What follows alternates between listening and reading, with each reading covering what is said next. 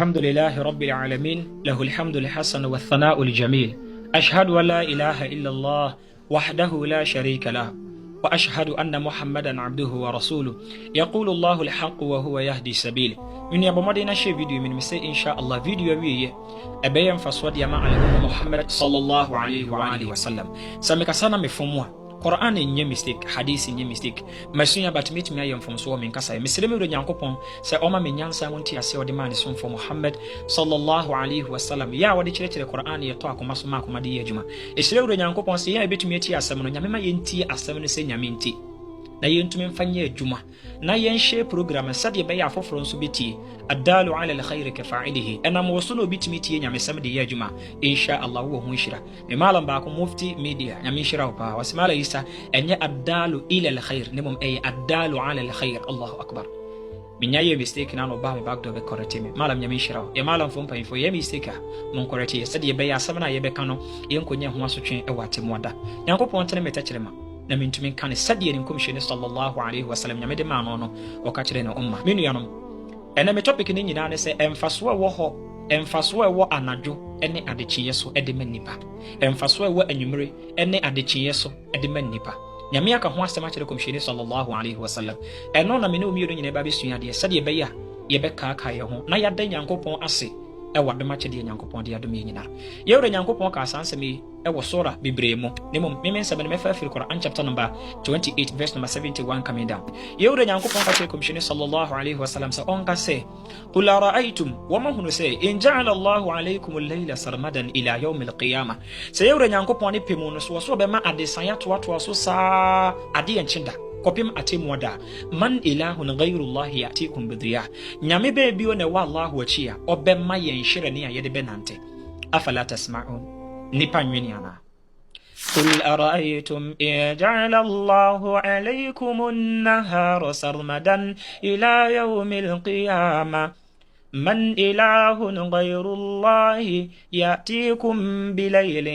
تسكنون فيه أفلا تبصرون ينقب وصين كان بيقول كسي أرأيتم إن جعل الله عليكم النهار سرمدا إلى يوم القيامة من إله غير الله يأتيكم بليل تسكنون فيه أفلا تبصرون سينقب وصوب ما أدتشيا أتواتوا سوسا أدين سانتا Nyankopɔn se nyame bio na wo ɔno Allahu achia obema ye anwumra ye de beda age ya home anasa anwumra ye benya awre kyekyere wo mu afala to besirun nti nipa ye hunana nyame adom bi a waya ma nipa ne se wama ye adesaye ɛna wama ye adekye ne mom adesaye mfaso ne se nipa benya awre kyekyere wo mu Allahu akbar anso ne kamya kwakoye se nipa bonefo nti wo ba beda kora na yem hyehye wo sa anro be fa be ba be wiaye Allahu mbo ye ho ban firi sa ankrofo ye nchen Nyankopɔn se ne mom na adesan ye de wa design de ya ma nipa se ade ye bekye no ubenya awre kyekyere wo mu obeda la ilaha illallah obinya anwumra obesori ya no pa anwumre kora ye se onsan nya adwuma onya homede ye kora mfama ne ho ne mom ye wure Nyankopɔn se yenda anwumre na ye mfanje ya home sade ye be ya ye betumi anya hoɔden foforo ne mom adekye ne de etabtaguna min fadli ye be kwa konya akohoma bode ye Nyankopɔn de ma ye wasase so wala allakum tashkurun de Nyankopɔn ya ma ye nyina Nyankopɔn ka se nipa ne ma ya ma wi kosoa asase kosoa botan koye bibibi foforo bi akasa alhamdulillah menu yabisa ho ne waka alhamdulillah sala no kurawaye waye sala na da Nyankopɔn ase kasa alhamdulillah ya Allah emframa wo ho mefiefi subhanallah obi yede oxygen asini so ontumi home abusunyafo kura nibi ti woda ho an wowu ennem ne omiyo Nyankopɔn ma ye koda ye no na dum wa ma de pa bi aten ti na komisheni sallallahu alaihi wasallam ma ye ntiase bi ma ye hadisi ma ye futu se ye da sori ano pa biara yankasa alhamdulillahi alladhi ahyana ba'da ma amatana wa ilayhi nushur nam se ye nkrofo bebre ne koda ye koda ye ade ya chi ya ye nyane ye no wono no wan sori bi enye se nyame tan no ne mmera so ama Nyankopɔn ato nsafre no nti yenda ye wure Nyankopɔn ase e wa dom akyede se yesi bebu ye ni egu so e wo ne Nyankopɔn nye maye na ya kanfo Nyankopɔn a Nyankopɔn se la azidannakum midi bi beka mo ya ila wala in kafartum ne mom ne maye mamu nyina musimi be yi boni aya Nyankopɔn se asotwe beba wallahi Nyankopɔn ne ni so ade ketewa bi ayeye wada sori anopa kan alhamdulillah tumi akoye wo fajir no wallahi ye kremoni Nyankopɔn be shira wo se wallahi minu yanom Nyankopɔn se ma yaf'alu Allah bi'adhabikum bone na waye no Nyankopɔn se me kase jai bone na wuja bone a me azotwe be na me de to mo so in shakarutum